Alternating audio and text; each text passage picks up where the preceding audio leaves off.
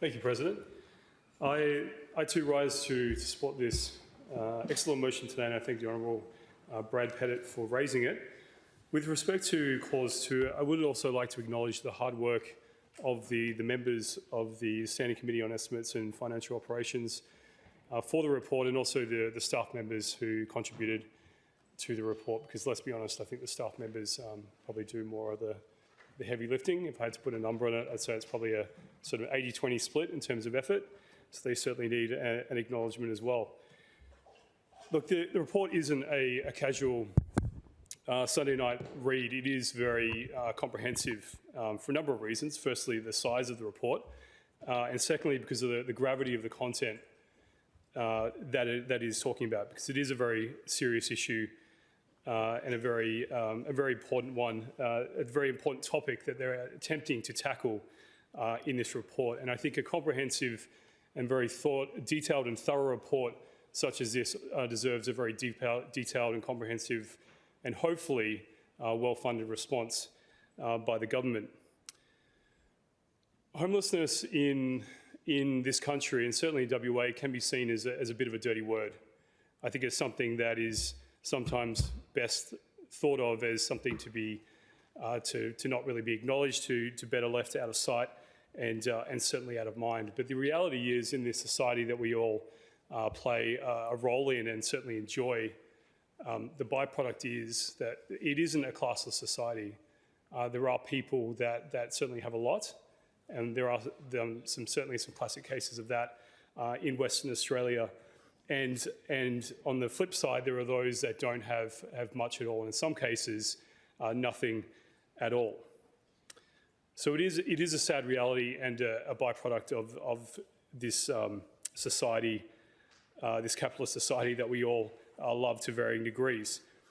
Now, if we as a society want to try and eradicate homelessness, then we first need to understand the full gravity and the scale of the issue that is before us, and that is why reports like Report 88 is important, because it tries to highlight the full extent of the issue that we're facing in Western Australia, and certainly tries to move the needle in raising awareness and trying to elicit some action by the government in this space. President, I would like to share an anecdote with you, and I promise you it is relevant to the issue of homelessness. I have a friend who is he's Israeli. He's on the spectrum, and he tells it like it is. He cuts through the BS sometimes, and I certainly love him more for it. And he told me a story where he's lived in, my friend's lived in Perth for a number of years, and he would spend time in the Perth CBD, and he noticed an increasing number of rough sleepers, of homeless people in the city. And at the same time, my friend Alex would also go to Mosman Park, to Mozzie Park, overlooking the beautiful Derby-Yerrigan River, and he would go up there quite often, and he noticed at the same time an increasing number of sailboats, of luxury high-end yachts on the river. And Alex said to me, he said, "Wilson, there is a problem in society where the number of expensive yachts is increasing as fast as the number of homeless people on the streets." Now, this speaks to a concentration of wealth at the top that isn't being trickled down proportionally to the people at the bottom. Now, Perth has the highest concentration of self-made millionaires in the world, which is an astounding fact. And I don't think it's something that we should be ashamed of. I think we should be proud of that. It speaks to the wealth and the opportunities that we enjoy in WA. But I think we should be ashamed if it's not being shared equally, and that wealth and those opportunities aren't being directed to the most vulnerable members of our community. Now, President, all sides of politics have acknowledged that homelessness is an issue. It's something that we all strive to fix. It achieves cross-party support, and I suspect it has a broad community support as well, which is fantastic. And look, when we talk about this this cross-party support and this broad public support for this issue, we also need to try and obviously have an adequate response and try to appropriately fund a response. And I think one thing that we suffer from when we talk about eradicating homelessness is not understanding the full scale of the issue. And I think right now, at this point of time, in this point of history, certainly with the Labor government no less at the helm, I think given the resources and given the wealth of WA, we are in a position to eradicate homelessness.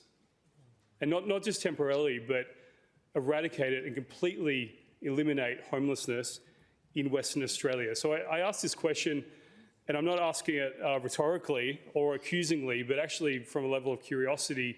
I'm curious if the government has done any modelling to fully understand the costs in real dollar terms, what it would take to actually eliminate homelessness in Western Australia. And I suspect that figure isn't as lofty or unattainable as we'd expect, certainly in the face of subsequent budget surpluses as well. I also suspect if we had that figure and it was publicised and it was well known, that the public would actually be on side in terms of the government fully funding that commitment towards eliminating homelessness. Now, if it was in the hundreds of billions, it's a big number. But if we have that number, then we can certainly start to put money towards it and understand the commitment that the government's making at that time proportionally to the actual total investment that is required to eliminate homelessness. Because right now it is a bit of a shot in the dark. We do see investments, we do see goodwill towards this, but we don't fully understand the true value, the true number of what it would take to completely eradicate homelessness. And if that's not the case, then somebody from the other side can certainly fill me in, but I don't think that information is available. Another point I would like to make on measuring this cost is we've seen a bit of a shift away in recent budgets, certainly at the federal level, from just the economic indicators and the KPIs measuring the health of our economy and looking at some of the wellness metrics. We heard the term the wellness budget. I believe there is a move to include some climate impact targets as well. And I would ask the government if they would consider putting something around homelessness, some homelessness KPIs. We did hear from the Honourable Brad Pettit about the cost to the government from the ongoing issue of homelessness. So we could have, if there were homelessness KPIs or a measurement in that budget, I think it would keep this government and certainly subsequent governments honest when it comes to the total investment in the space of homelessness. The last point I'd like to make on data and the measurement is, look, I'm not going to go into all the recommendations of the report. I'll leave that to more qualified members.